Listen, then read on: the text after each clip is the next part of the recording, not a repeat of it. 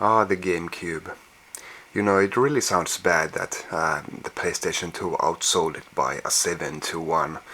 You know, and it really isn't about the quality of games. You know, the PlayStation 2 might have had a few thousand more games released on it, but you know, as in terms of, you know, the really good games, the GameCube has nothing to be ashamed of. And here is my next collection video, the GameCube. Let's see if I can do this in 2 or 3 installments. Let's start here in alphabetical order. Animal Crossing. As you might know, this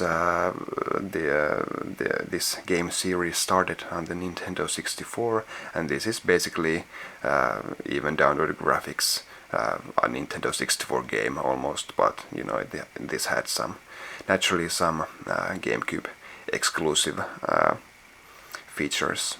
It's a really nice and addictive game, a real classic. Baten Kaitos, Eternal Wings and the Lost Ocean, a really nice RPG. You know, this, like the Nintendo 64, this was one genre that the GameCube had very little games of.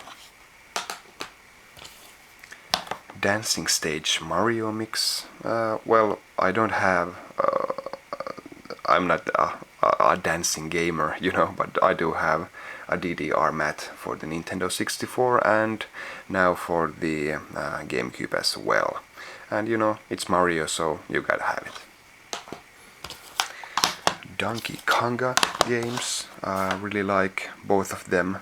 You know, this was all before the Guitar Hero craze, but naturally musical games were nothing new in, you know, Japanese arcades or something like that. But it will, you know, this reminds me of more of like Somebody Amigo on the Dreamcast. But you know, fun games. And there was actually even a real game, Donkey Kong Jungle Beat, actually a really decent platformer. You know, really nice level design and nice scoring opportunities. Doshin the Giant, another port from Nintendo 64, or the 64DD to be more exact. Actually a pretty nice looking game. You know, this is quite simple and really weird god game, but you know, you should check it out. Eternal Darkness, you know, practically all of these before and all of these after are, you know, GameCube exclusives. Haven't appeared on any console, and Eternal Darkness is Nintendo's own Silent Hill. Nice game, even to this day. The classic bathroom or bathtub scene has to be experienced firsthand. Final Fantasy Crystal Chronicles, the first in the series, and I really like this, you know, but I didn't have the luxury of having friends to play it with. I just played it with myself, and great graphics, great music, great atmosphere, even though I would say that they shouldn't have rode in with the Final Fantasy name. I would say that they should have just named it a mana game, you know, what with the a multiplayer aspect, and you know, it would be right at home in the Mana series as well. Fire Emblem Path of Radiance, an absolutely fantastic game, one of the more hardcore games for the GameCube, one of my favorite soundtracks ever for any video game. You should buy the CD if you have the chance. Really nice strategy RPG. F-Zero GX. I love the F-Zero X on the game Nintendo 64, and GX is, well, it's more of the same, but it's absolutely drop dead gorgeous. Sega did a real good job with this game. Ikaruga. I did buy this for the GameCube back in the day when I still hadn't even dreamt about owning a real Ikaruga machine. But you know, a true classic. Killer 7. This is one of the infamous 5 games that Capcom announced that would be GameCube exclusives. and I'll get to the rest of them soon. Well, what the hell, let's go through them. Killer 7, Beautiful Joe, Dead Phoenix, if I remember correctly, PN03, and Resident Evil 4. And you know, all of these should have been, Capcom said that they would be GameCube exclusives, but in the end Dead Phoenix was cancelled, and all but one of these was ported to the PlayStation 2, and I'll get to the one later. Legend of Zelda, naturally this was well represented on the GameCube as well. Let's see what we have here. Well, first of all is the promotional disc. It's quite rare in the PAL countries, especially in still sealed, like I have one here. And you know, it's really a priceless collection of games. The two games for the NES and 2 games for the Nintendo 64 is included here. Then we have the Wind Waker, which was quite shocking to see when it was first released, but you know, it is a full-fledged Zelda game, one of the best in the series. I just love it. And this is the first print limited edition.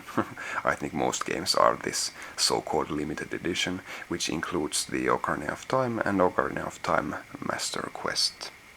And finally here we have one of the last games for the GameCube, Zelda Twilight Princess. And naturally I bought this for the Wii as well, and I played it for the Wii, but I later bought this for the GameCube, and it's still sealed, and I intend to keep it that way. Naturally there is no way that, you know, in a few years time, 10 or 20 years, that there is a cheap sealed Zelda game. So I really hope that this will gain in value someday. Not that I will sell it, but you know, it's nice to own it for the GameCube as well. It's a nice swan song for the whole console.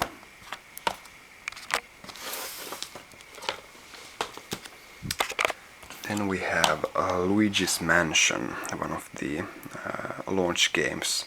It's really short, 5 hours or so, but it's oh so sweet.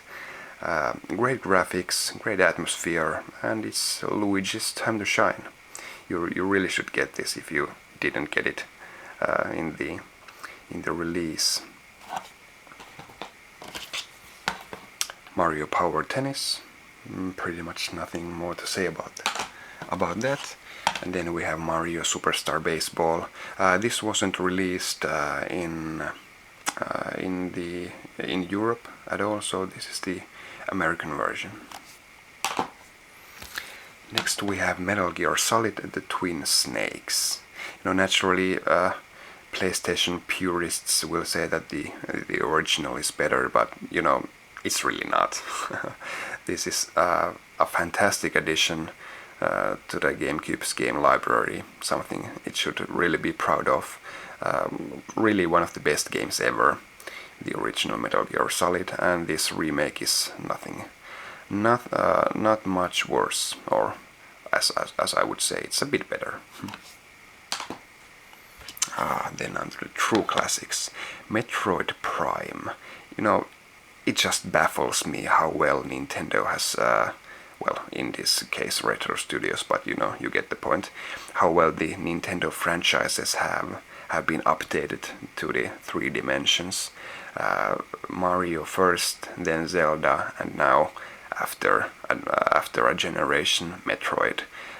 One of the best games ever. The atmosphere, the world design, the game design, the controls, absolutely top notch. You really are not a gamer if you haven't played Metroid Prime 1. Period. GameCube also had Metroid Prime 2. It really isn't as good, or you know, I don't know, maybe the innovation was a bit worn at that point, but you know, naturally a fantastic game still, but number 1 takes the cake here. Paper Mario: The Thousand Year Door. the sequel to the Nintendo 64 game, Paper Mario. Really nice touch, the Nintendo touch is here. Great RPG in the vein of Super Mario RPG. Charming, witty dialogue. A great adventure. I really like Paper Mario games. Well, that's part 1 of my GameCube collection, and let's wrap this up in part 2. Check it out. Thanks.